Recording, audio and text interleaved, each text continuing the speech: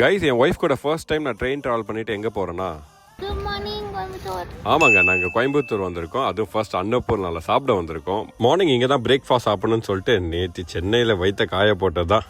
அப்புறம் இங்கே வந்து தான் இந்த சாப்பாடே பார்க்குறேன். என் ஒய்ஃப் ஆர்டர் பண்ண இந்த சேமியா அண்ட் இந்த இட்லி நான் சொல்லவே வேணாம். என் ஒய்ஃப் ரியாக்ஷனே தெரியும் அது எப்படி இருக்குதுன்னு.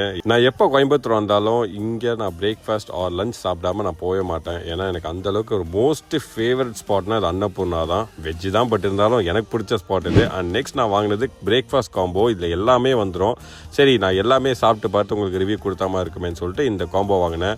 இட்லி அட்டகாசமாக இருந்தது. அதுவும் இந்த சாம்பார் சட்னி கூட வச்சு சாப்பிடும்போது அல்டிமேட்டாக இருக்குங்க. ஏன்னா அவ்வளோ திக்காக இருக்கும் சாம்பார் சட்னிலாம். நெக்ஸ்ட் இந்த கிறிஸ்பியான வடையில் இந்த சாம்பாரும் சட்னியும் வச்சு சாப்பிடும்போது அந்த டேஸ்ட் இருக்கு. இந்த சாப்பாட்டுக்காக கண்டிப்பாக எவ்வளோ தூரம் வேணாலும் வரலாம்.